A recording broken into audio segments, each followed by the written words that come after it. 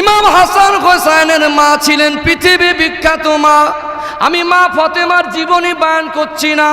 জীবনী বয়ান করার নিয়ম পদ্ধতি হলো জন্ম থেকে মৃত্যু, সংক্ষিপ্ত অথবা বিস্তারিত।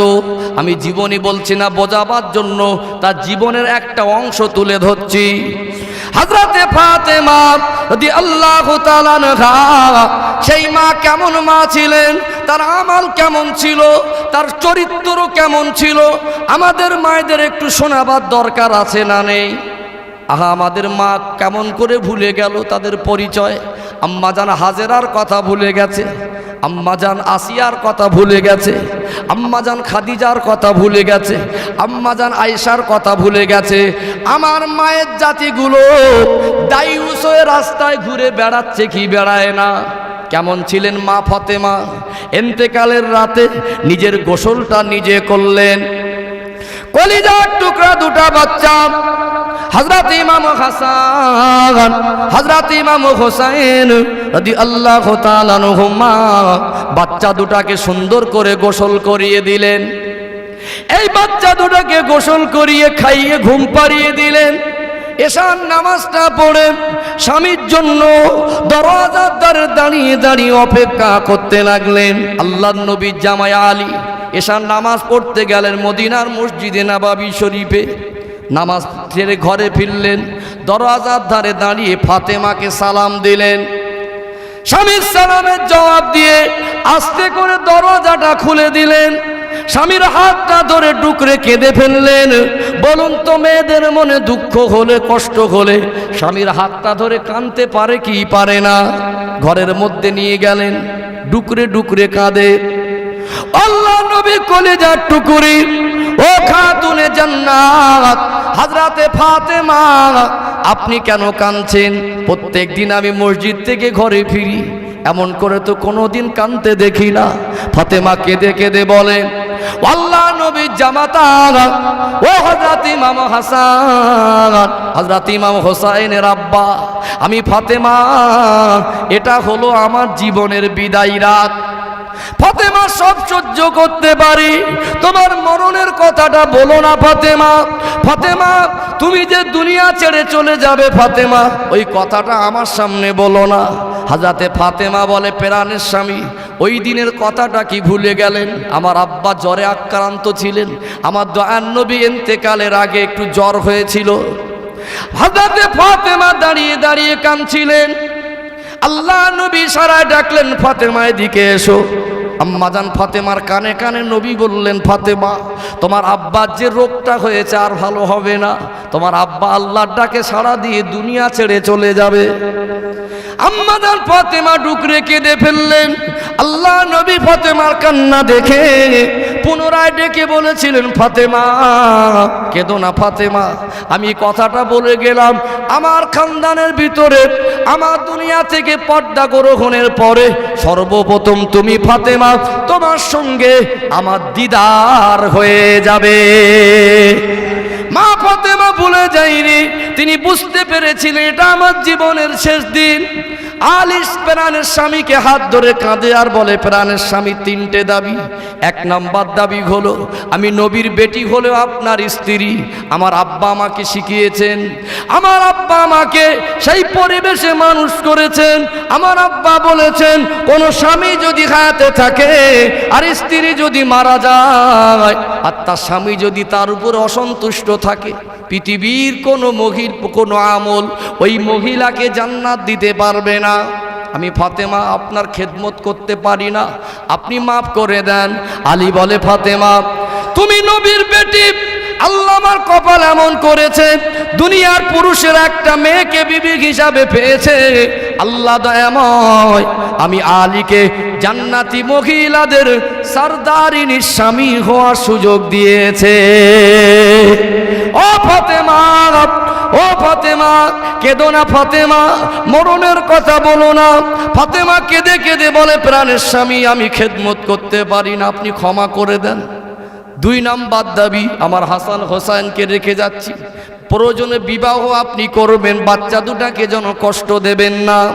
তিন নম্বর দাবি হলো আমি ফাতেমার ইন্তেকালের পরে, আমি ফাতেমার দুনিয়া ছাড়ার পরে আমার লাশটা জানাজা করে দাফনের ব্যবস্থা করবেন। দিনের বেলা দাফন করবেন না, আর বেশি মানুষকে খবর দেবেন না। ও সোনার মানিক যুবকেরা, আলী হুজুর বলে ফাতেমা, আমি আলী খায়াতে আল্লাহর নবীর বিশিষ্ট বিশিষ্ট সাহাবারা খায়াতে তুমি হলে জান্নাতি মহিলাদের সরদারিনী, আমি কি করে তাদের খবর না দিয়ে দাফন করে দেই? আমরা সমাজের চিত্রও দেখেছি, একটা মানুষ মারা গেলে আত্মীয় স্বজন প্রতিবেশী বাড়ির পরিবারের মানুষ চায় জানাজায় বেশি মানুষ হোক। সেই সময়টা ছিল সাহাবীদের প্রেক্ষাপট। আল্লাহর নবীর অনেক সাহাবী রাখাতে ছিলেন। ফাতেমাকে জিজ্ঞাসা করে, ফাতেমা এমন প্রশ্ন কেন? ফাতেমার চোখ থেকে টপ টপ করে পানি ঝরে। আমার প্রাণের স্বামী, আল্লাহকে বড় ভয় করি, আল্লাহর আযাবে জাহান্নামকে বড় ভয় করি। আমি ফাতেমা জীবনে এতটা পর্দা করেছি, আল্লাহ কোরআন পাকে বললেন, ওয়াকরনা ফি বুয়ুতিকুন্না ওয়ালা তাবাররাজনা তাবাররুজাল জাহিলিয়াতিল উলা। দুনিয়ার মেয়েরা জাহিলিয়াতের যুগের মেয়েদের মতো বেহায়া উলঙ্গপনা হয়ে চলাফেরা করো না। আমি ফাতেমা এতটা পর্দা করেছি, দুনিয়ার মানুষ আজও ভালো করে জানে না নবীর বেটি লম্বা না খাটো। আমি ফাতেমার লাশ যদি দিনের বেলা জানাজা করেন, দিনের বেলা দাফন করেন, বহু মানুষের যদি সমাগম হয়, আমি ফাতেমার লাশটা খাটিয়া থেকে কবরে নামানোর সময় যদি কোনো অন্য পরপুরুষের নজরটা ফাতেমার লাশের প্রতি যায়, ফাতেমার লাশটা দেখে যদি অনুভব করে নবীর বেটি লম্বা না খাটো, আমি ফাতেমার কর পর্দার খেলাফ হবে। আমি জীবনে বেঁচে থাকা অবস্থায় পর্দা করেছি, আমার বিদায় ইচ্ছা মরণের পরে যেন আমার পর্দাটা ঠিক থাকে।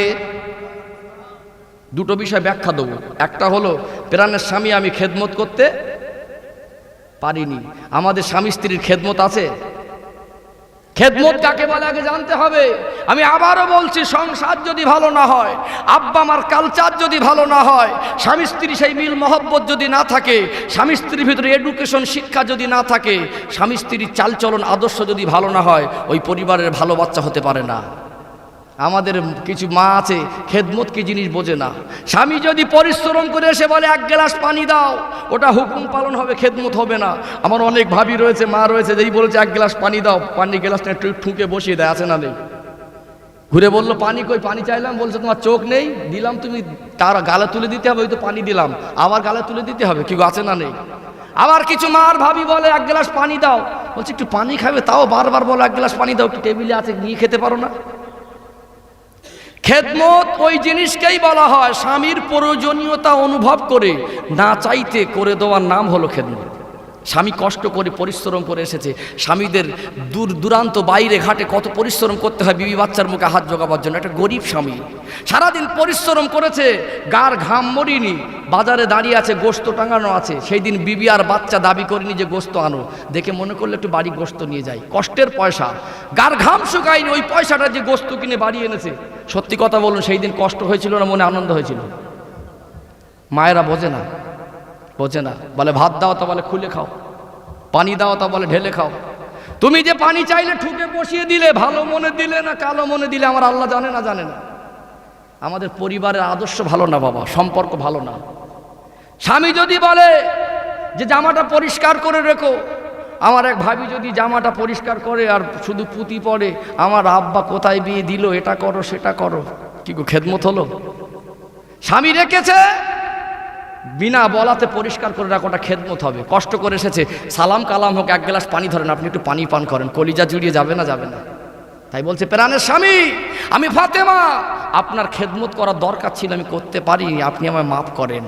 আমাদের ঘরের ভাবিরা কিছু আছে, মারাত্মক জিনিস না, ওদের কাছে স্বামী উল্টো মাপ চাইলে ভালো হয়, এরকম আছে না নেই? আছে মাশাআল্লাহ। আমার মালদা জেলার মা ভাবিরা খুব ভালো, আমি এদেরকে জীবনে খারাপ বলে যেতে পারবো না। আর একটা ব্যাখ্যা দিচ্ছি, তিনটে বিষয় বলেছিলেন বাচ্চা ইমাম হাসান হোসেনকে ছেড়ে যাচ্ছি, কষ্ট দেবেন না। 3 নম্বর ব্যাখ্যা হলো পর্দা। দেখবেন মানুষ ইন্তেকাল করলে পুরুষ মানুষের লাশটা যখন খাটিয়ায় করে নিয়ে যাওয়া হয়, অনেক সময় পর্দা করা হয় না, কিন্তু একজন মহিলার লাশ যখন জানাজার ময়দানে বা কবরস্থানে নিয়ে যাওয়া হয়, পর্দায় নিয়ে যাওয়া হয় না বিনা পর্দায় নিয়ে যাওয়া হয়? একটু আওয়াজ দেন। পর্দা নিয়ে যাওয়া হয়, তাহলে বুঝতে হবে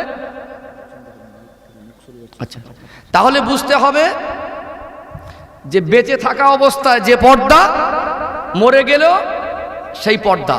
আমাদের সমাজে একটা ভুল নিয়ম চালু আছে, সেটা হলো কি, একটা মহিলা ইন্তেকাল করলো, তার লাশটাকে লাইন দিয়ে দেখায় না, শরিয়াতে জায়েজ নেই। বেঁচে থাকা অবস্থায় যাদের সঙ্গে দেখা করা জায়েজ ছিল, কেবলমাত্র একদম নিকটস্থ আত্মীয় দেখতে পারবে, সবাই মিলে দেখতে পারবে না, এটা ক্লিয়ার। আম্মাজান ফাতেমা বলেছিলেন পর্দা। সত্যি কথা বলুন, ভারাক্রান্ত হৃদয় নিয়ে সমাজের চিত্র বলছি, যেসব এলাকায় আল্লাহ দুটো পয়সা দিয়েছে তাদের ঘরের মেয়েগুলো জিন্স প্যান্ট পরে, স্কিন টাইট গেঞ্জি পরে ঘুরছে কি ঘরে না? আব্বা আমার পরিবেশ যদি ভালো হতো, আব্বা আমার কালচার যদি ভালো হতো, ওই পরিবারের মেয়েটা কোনোদিন জিন্স প্যান্ট পরতে পারতো? এই বলেন, পরতে পারতো? রাস্তায় যাচ্ছে, পিছন থেকে বোঝা যায় না পুরুষ না মহিলা। আগে আমার দাদিমারা দাঁড়িয়ে যেত, বলতো পুরুষ মানুষের ছায়া ডিঙাতে নেই, তখন 10 হাত শাড়িতে পর্দা হতো, এখন 12 হাত শাড়ি, পেট আর পিঠটা খোলা থাকে না? থাকে না? পর্দা। কিছু ভাবি আছে বিখ্যাত, কিছু চাচি আছে বিখ্যাত, বলে হারা অমুক ভাবিকে চিনিস? বলছে আমি একা চিনি, সবাই চেনে। ভাবিটার পর্দা বেশি বলে চেনে না কম বলে চেনে? হ্যাঁ, এটা আমাদের পরিবর্তন হতে হবে, আমাদের কালচার নোংরা হয়ে গেছে। ডাক করবেন না, বাস্তব কথা বলছি আমি। ও সোনার মানিক যুবকেরা, মুরব্বী আব্বারা, মায়েরা, আজ শুধু ভাবিদের আর মায়েদের দোষ দিলে হবে না। কিছু অপদার্থ অযোগ্য স্বামী রয়েছে, ওর স্ত্রীকে পর্দায় রাখে না, স্ত্রীকে নিয়ে মার্কেটিং করতে যাচ্ছে। 22-24 বছরের স্ত্রী, মাথায় পেটে পিঠে কাপড় নেই, এখন শ্বশুর বাড়ির থেকে মোবাইল পেল, শ্বশুর বাড়ির থেকে মোটর সাইকেল পেল, স্ত্রীকে বসিয়ে নিয়ে যাচ্ছে বাজারে। একটু ভিড়, কোম্পানি যে হরেনটা দেয় বাবুদের পছন্দ হয় না, আলাদা একটা দামি শাক হরেন লাগায়। স্ত্রীকে নিয়ে বাজারে ট্রাফিক জ্যামে পড়েছে, পাশ থেকে বন্ধু বলছে ভাই এটা পিছনে কে? বলছে তোর ভাবি, তুই চিনিস নি? আর অপদার্থ অযোগ্য স্বামী, তোমার লজ্জা করলো না? তোমার স্ত্রীকে নিয়ে তুমি বেপর্দায় ঘুরলে। দুনিয়া যার স্ত্রীটা একটু সুন্দর, আমার সমাজের কিছু যুবক রয়েছে মার্কেটিং করে ঘুরে এসে মনে করে আমি খুব ভালো কাজ করেছি, মহান কাজ করেছি। শরিয়াতের স্যাটেলাইট ফেলে দেখুন, আপনি বাজার ঘুরে আসলেন আপনার স্ত্রীকে বেপর্দায় নিয়ে, আপনি গোনার পাহাড় মাথায় নিয়ে ঘরে ঢুকেছেন। বলুন, একটা মহিলার প্রতি একটা যুবক ছেলে যদি একবার ছাড়া দুবার নফসের খায়ের সাথে পড়ে নজর ঢায়, তার চোখের জেনার গোনা হবে কি হবে না? আপনার স্ত্রীকে যদি আপনি পর্দায় নিয়ে যেতেন, আমার যুব সমাজ ছেলেগুলো এরা চোখের জেনার গোনা থেকে বেঁচে যেত। এরা ভাবতো ওর মা না ওর মেয়ে না ওর স্ত্রী। ভাবতো কি ভাবতো না? ও 3 বার ভাবতো ওর মা না ওর মেয়ে না স্ত্রী। এমনভাবে নিয়ে যাচ্ছে 22-24 বছরের একটা মেয়ে, একটা বৌমা, তার পেটে পিঠে কাপড় না থাকলে, মাথায় কাপড় না থাকলে যুবকদের নজর কন্ট্রোল থাকবে? এর জন্য দায়ীটাকে তেঁতুল ছাড়িয়ে যদি বলেন আপনি হাজি মানুষ, আপনি হুজুর মানুষ, আপনি নামাজি মানুষ, আপনার জিভে যেন পানি না আসে, এটা সম্ভব হবে কি? কেন তেঁতুলের সঙ্গে জিভের কানেকশন দিয়েছেন কে? জোরে বলেন। আল্লাহ। একটা মহিলার সঙ্গে পুরুষের একটা কানেকশন দিলেন কে? আল্লাহ। মেয়েদের পর্দায় রাখা জিনিস, তুমি স্বামী, তোমার দায়িত্ব ছিল স্ত্রীকে পর্দায় নিয়ে যাওয়া। তুমি রাস্তায় ঘোরাচ্ছ, ওই যুবক যদি 1000 যুবক নজর দেয়, 1000 যুবকের চোখের জেনার গোনা হলে, ওই ঘরে ফিরে আসলে 1000 যুবকের টোটাল যত গোনা, আবার পুনরায় অতটা গোনা স্বামী স্ত্রীর আমল নামায় চাপবে। মার কালচার ভালো না, মা পর্দানসীনা না, ওই মায়ের গর্ভের বাচ্চা ভালোভাবে আশা করা যায় না। শরিয়াত বলছে রাস্তে চলতে पर किसी औरत पर नजर चला गया, एक मर्तबा नजर डाला तुम्हारे लिए जायज है, नफ्स की ख्वाहिशात के अंदर डूबकर दूसरे मर्तबा किसी औरत पर नजर डाला, तुम्हारा आंखों का जिना हो जाएगा, पहला नजर तेरा है दूसरा नजर तेरा नहीं है। समझ में आया? রাস্তায় যেতে যেতে নজর গেছে, নজরটা কন্ট্রোল করো।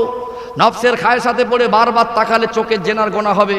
আপনার স্ত্রীকে বেপর্দা নিয়ে গেলেন, আমার যুব সমাজ গোনাগার হয়েছে, এর জন্য 99 ভাগ দায়ী আপনি। কথা ঠিক না বেঠিক? ও সোনার মানিক যুবকেরা, আমি বলতেছিলাম মা ফাতেমা ছিলেন শ্রেষ্ঠ মা। ওই মায়ের গর্ভে আল্লাহ দুটো বাচ্চা দিলেন, জান্নাতি যুবকদের সরদার। জোরে বলুন সুবহানাল্লাহ। আমার আলোচনা বুঝতে পাচ্ছেন? আমি 5 বছর পর্যন্ত বাস্তব চিত্র রেখেছিলাম। আমি একটা দৃষ্টান্ত দিয়েছি আম্মাজান মারিয়াম আলাইহিস সালামের, 2 নাম্বার দৃষ্টান্ত দিয়েছি আম্মাজান ফাতেমার। বাস্তব চিত্র বলছি, ছেলের যখন 6-7 বছর বয়স হয়, শরিয়াত বলছে বাচ্চাটাকে নামাজের তালিম দাও। আমরা আব্বা মা পদার্থ অযোগ্য আব্বা মা, আমাদের বাচ্চাদের নামাজের তালিম দিলাম না। 8 বছর 9 বছর বয়স হলো, বাচ্চাগুলো একটু চালাক বেশি না কম? বাপ ডাকছে কচি এদিকে দোকানে যা, ছেলেটা বলছে আব্বু যাব না, বলছে 5 টাকা চিপস খাবি, একটু রাজি হয়ে যায় কি যায় না। আব্বু কি আনবো? ছেলেটাকে বলছে 1 বান্ডিল বিড়ি নিবি, একটা তেরেঙ্গার গুটকা নিবি, একটা বিমল নিবি। আহার অপদার্থ অযোগ্য বাপ, যে ছেলেটা নেশা কি জিনিস বোঝে না। তুমি বাপ হয়ে বিড়ি সিগারেট আনতে পাঠালে, তোমার কি একটু লজ্জা করলো না?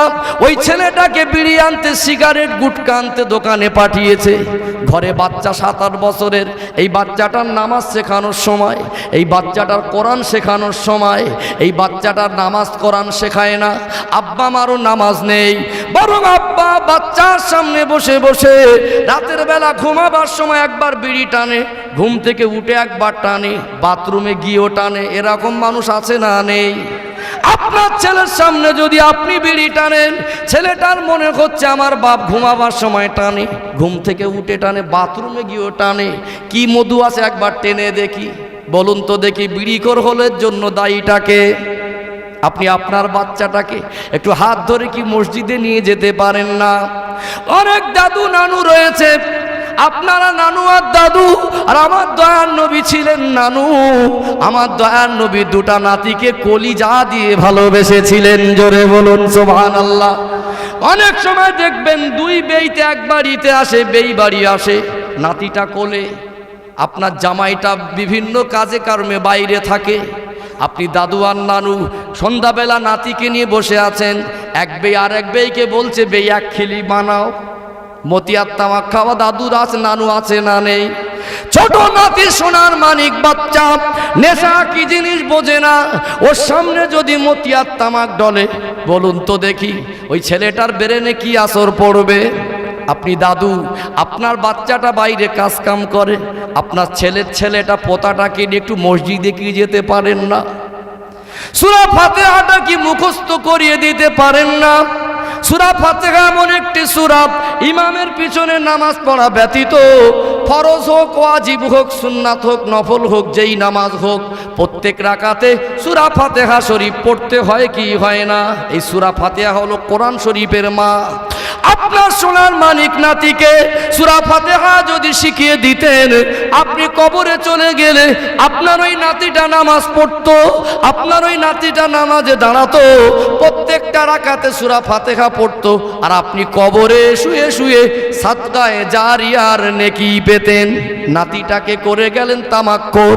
কিছু অপদার্থ অযোগ্য বাপ রয়েছে, 7-8 বছরের ছেলে মেয়ে ঘরে, ভদ্রলোক কাছ থেকে ঘরে ফিরেছে, আমাদের ভাবিগুলো বাচ্চা সামলানো, সংসারের কাজ, আবার স্বামীর কিছু খেদমত থাকে কি থাকে না, একটু ত্রুটি দেখে ওর স্ত্রীর 14 গোষ্ঠী উদ্ধার করে গালাগালি দেয়। এরকম পার্টি আছে না নেই?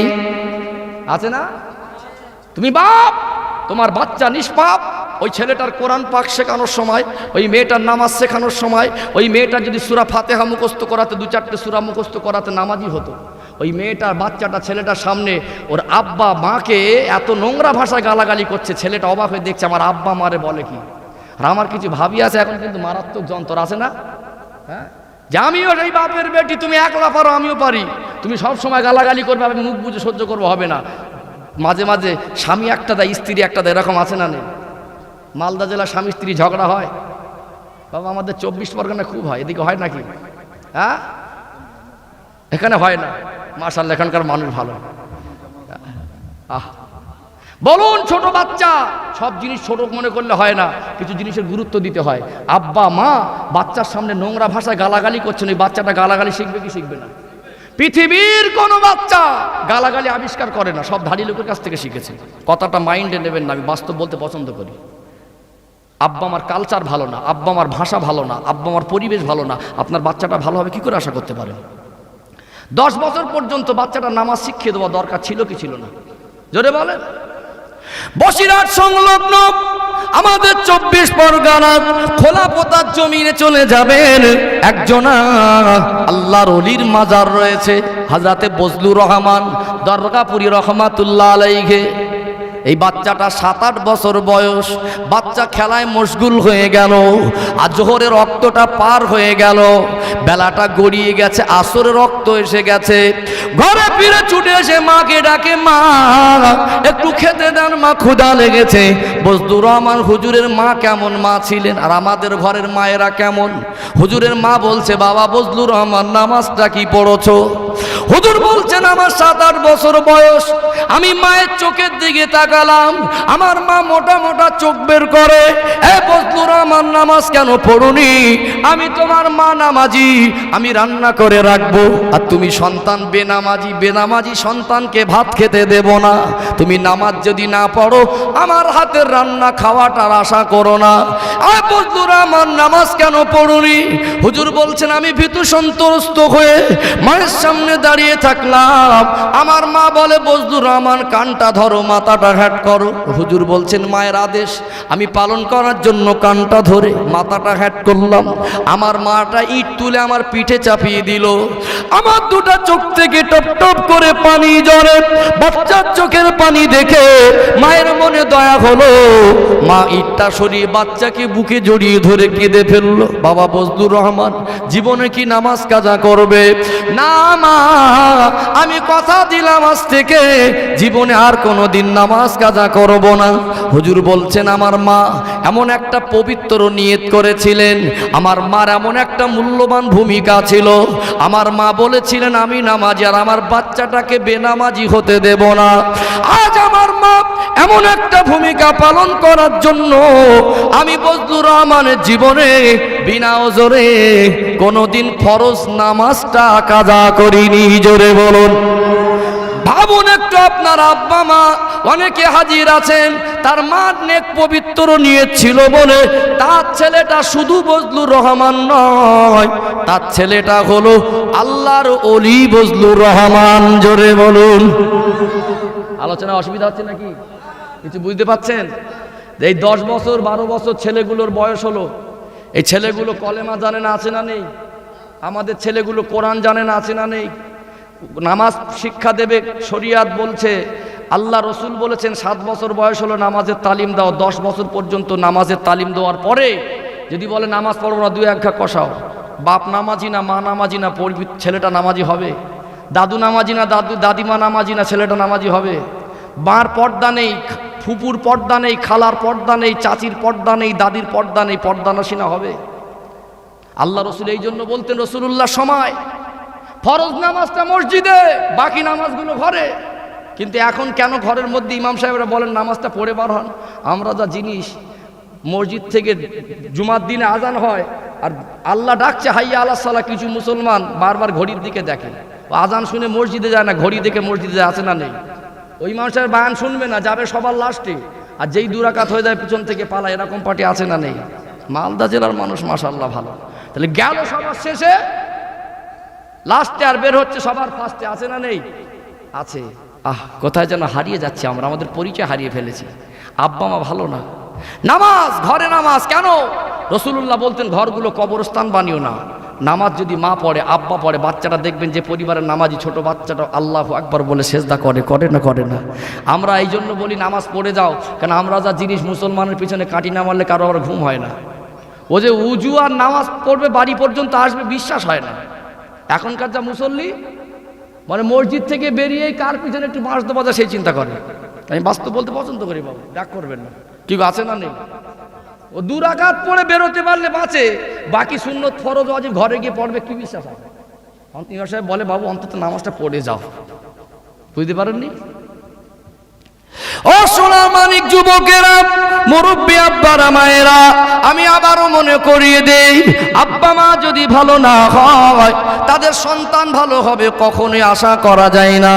পৃথিবীর ইতিহাস বলছে, যত পৃথিবী বিখ্যাত সন্তান ছিল তাদের আব্বা মা ছিল পৃথিবী বিখ্যাত আব্বা মা। তাম পৃথিবীর ইতিহাস দেখবেন, আব্বা মা ভালো না হলে সন্তান ভালো হয় না। যদিও 1-2টোর নাম বলেন, ওটা ব্যতিক্রম, সাধারণ নয়। সাধারণত আব্বা মাকে ভালো হতে হয়। আপনি আর এক কদম আগে বাড়েন। দুনিয়ার জমিনে আমি এদিকে 3টে দৃষ্টান্ত দিয়েছি। 10 বছর পর্যন্ত বাচ্চা নামাজি হলো না, এই বাচ্চাটাকে নামাজ পড়াতে গেলে কোরআন পাক মুখস্থ করাতে হয়, কোরআন পাক ছাড়া নামাজ হয় না। ওই বাচ্চাটা যদি দেখে দেখে পড়ানো শেখানো সম্ভব না হয়, কমসে কম 6টা-8টা সূরাও মুখস্থ করিয়ে দেওয়া দরকার ছিল। নামাজ পড়তে গেলে পবিত্রতা অর্জন করতে হয়, অজুটাও শিখিয়ে দেওয়া দরকার ছিল কি ছিল না? 7-8 বছর বয়স হলো, 10 বছর বয়স হলো, ছেলে মেয়েরা উজু জানে না, নামাজ জানে না, কলেমা জানে না। আমাদের বাচ্চাদের এই পরিস্থিতি আছে না নেই? আর এক কদম আগে বাড়েন, বাস্তবটা গিয়ে নিয়ে যাচ্ছি। ও সোনার মানিক যুবকেরা, 12-14 বছর যখন বয়স হয়, ছেলে আর মেয়ে যৌবন জীবনে পদার্পণ করে। রাতের বেলা ঘুমালে মাঝে মাঝে স্বপ্নদোষ হয়, শরীরটা অপবিত্র হয় কি হয় না? অনেক পয়সাওয়ালা ঘরের সন্তান, ঠান্ডার সময় গরম পানি, হিটারের পানি যদি 1 ঘন্টা ধরে মাথায় ঢালে, ইন্টারন্যাশনাল লাক্স সাবান, গিরিসালিন চেশমি সাবান মেখে যদি গোসল করে, শ্যাম্পু দামি দামি যদি ইউজ করে, শরীয়ত যে পদ্ধতি যে সিস্টেম রেখেছে, এই পদ্ধতি যদি অবলম্বন না করে, ওর শরীরটা কি পবিত্র হবে? গোসল করা একটা সিস্টেম, পদ্ধতি, তরিকা আছে না নেই? 14 বছরের ছেলে মেয়ে অপবিত্র অবস্থায় চলছে, এরা গোসলের ফরজ জানে না। এর জন্য দায়ীটাকে, ছেলের হাতের ভাত খাওয়ার খুব শখ, এই বাচ্চাটার কোরআন জানে না, নামাজ জানে না, গালাগালি জানে, নোংরা ভাষা শিখেছে আপনাদের কাছ থেকে। আর এক কদম আগে বাড়েন, অনেক বাপ রয়েছে বলে আমার মেয়েটা লক্ষ্মী মেয়ে, আমার ছেলেটার লক্ষণ ভালো। এই ভাষাগুলো মুসলমানের জন্য ব্যবহার করা, ইউজ করা জায়েজ নয়। রাম সীতা রাবণ লক্ষণ হিন্দু ভাইদের দেবতা, আমার ছেলের লক্ষণ ভালো বলতে পারবেন না, লক্ষণ হিন্দু ভাইদের দেবতা। আমার বৌমাটা লক্ষ্মী মেয়ে বলতে পারবেন না, লক্ষ্মী পুজো করে হিন্দু ভাইয়েরা। আমরা ভ্রাতৃত্বের সঙ্গে আছি, মুসলমানদের ভ্রাতৃত্ব শেখাতে হবে না, মুসলমানরা অপরকে ভ্রাতৃত্ব আর সম্প্রীতি শেখায়। জোরে বলুন সুবহানাল্লাহ। পুজো তারা করুক, আমাদের যায় আসে না, তবে আমরা মুসলমান হয়ে আমরা কিন্তু এই ভাষাগুলো ব্যবহার করতে পারবো না। ছেলেটার বাপ মা বড় করলো, মেয়েটাকে বড় করলো, বিবাহ দিল। ওই মেয়েটা শ্বশুর বাড়ি গেল, শ্বশুর বাড়ি গিয়ে ছেলেটা মেয়েটাকে এমন করে মানুষ করেছে, মেয়েটা শ্বশুর বাড়ির থেকে 6 মাস হয়নি বাপের বাড়ি এসে বলছে, মা আমি ওই সংসার করব না। ঘটে না ঘটে না? কচি তুই বলিস কি? মা বলছে তোর আব্বার একটা সমাজে সম্মান আছে, তুই বলি সংসার করব না, কি হয়েছে বল? বলছে বেশি কিছু বললে আমার গলায় দড়ি দেওয়ার বিষ খাওয়া ছাড়া রাস্তা নেই। তাহলে বল, খুলে বল কি হয়েছে, সেটা ঝেড়ে বল। বলছো ছেলের মুখে দাড়ি, আমি সংসার করবো না, আছে না নেই? আছে। বলুন, ওই বাচ্চাটা যে একটা যুবক, আমার রাসূলুল্লাহ সুন্নাত তার কলিজায় জায়গা দিয়েছে, সেই যুবকটাকে মেনে নিতে পারে না, ওই বাচ্চাটা ইমানদার কি? বলেন, ওর মার যদি জ্ঞান কাণ্ড ওই রকম হয়, ওর পেটের বাচ্চাগুলো ভালো হবে? কোথায় হারিয়ে যাচ্ছি আমরা, আমাদের কালচার ভুলে গেছি, আমাদের ইতিহাস ভুলে গেছি, আমরা বেঈমান বেদিনদের আদর্শ মেনে নিচ্ছি, তাই তো আমাদের এত মুসিবত। আমি ইমান তাজা হওয়া কিছু কথা বলবো, যে সংক্ষেপে আমি বাস্তবটা মুড়ে তুলে দিচ্ছি। ভাই কথাটা ঠিক বলছি না ভুল বলছি? মা, যে বাড়িতে বিয়ে হয়েছে ওই মেয়েটার শ্বশুর হাজী সাহেব, শাশুড়ি পর্দানাসী না, ওই বাড়িতে ইসলামিক কালচার রয়েছে।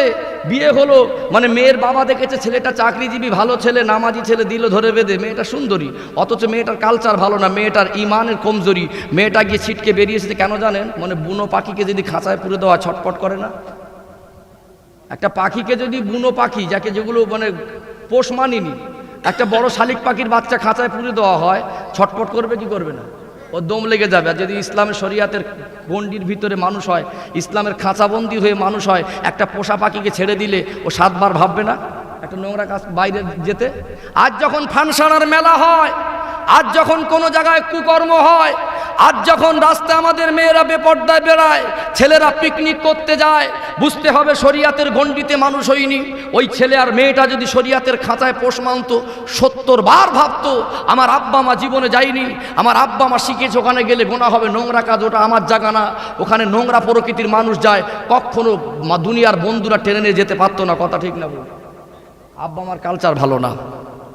ও সোনার মানিক যুবকেরা, আমি বলতে চাইছি মেয়েটার বিবাহ দিল, তখনও গোসলের ফরজ জানে না। ওই মেয়েটা মা হচ্ছে, ওই মেয়েটা গর্ভবতী হয়েছে, ওই মেয়েটা স্বামী স্ত্রী সংসার করছে, গোসলের ফরজ যদি না জানে, নাপাক অবস্থায় নামাজ হয় না, নাপাক অবস্থায় জমিনে চলাফেরা করলে প্রত্যেকটা কদমে কদমে গোনা লেখা হয়। নাপাক অবস্থায় কোরআন শরীফটাও শ্রবণ করা যায় না, নাপাক অবস্থায় কোরআন শরীফে স্পর্শও করা যায় না। কোরআন শরীফ পড়লে যে নেকি, একটা অক্ষরে 10টা নেকি। মান করাল কোরআনা হারফান ফালাহু আশরু হাসানা। আল্লাহ নবী বললেন, কোরআন পাক তেলাওয়াত করলে প্রতিটা অক্ষরের বিনিময়ে আল্লাহ 10টা করে নেকি দেয়। জোরে বলুন। কোন ব্যক্তি যদি সম্মান আর তাজিমে ওই কোরআন পাকটা শ্রবণ করে, পড়নেওয়ালার 10টা নেকি আর শুননেওয়ালারও 10টা নেকি দেয়। জোরে বলুন। স্বামী স্ত্রী রাত যাপন করলেন, শরীরটা অপবিত্র, পাশে কোরআন তেলাওয়াত হলে অপবিত্র অবস্থায় কি বসে থাকা যাবে? এই বাচ্চাটা কোরআন শরীফ স্পর্শ করে না, কোরআন জানে না, কলেমা জানে না, নামাজ জানে না। মেয়েটাকে বিবাহ দিল, বাপ মারা গেল, কি মেয়ে সন্তান আপনি রেখে গেলেন? তার ভিতরে ইসলাম শরিয়াতের জ্ঞান নাই। ভালো পরিবারে গিয়ে একটা ভালো ছেলের সংসারে আগুন লাগাচ্ছে কি লাগায় না? কিছু ঘরে কিছু ভালো ঘরের মা বোন এসেছে, কিছু ঘরের কিছু বৌমা এসেছে। বাবা, এই পরিবেশটা ভালো ছিল, যেই দিন থেকে বৌমা এসেছে 6 মাস হয়নি, ওই সংসারে আগুন জ্বলে গেছে। আপনাদের এলাকার নদীর পানি ঢেলে দিলে আগুনটা ঠান্ডা হবে না। কথাটা বাস্তব না অবাস্তব? ওই মেয়েটার জ্ঞান কাণ্ডকের কমি, ওই মেয়েটা সেই এডুকেশন শিক্ষা পায়নি। ওই মেয়েটার দ্বারা শ্বশুর বাড়ির মানুষও পেরেশান। বাপ মরে গেল বড় বড় কথা বলতো, মা মরে গেল বড় বড় কথা বলতো, আমার মেয়ের মতো মেয়ে নেই।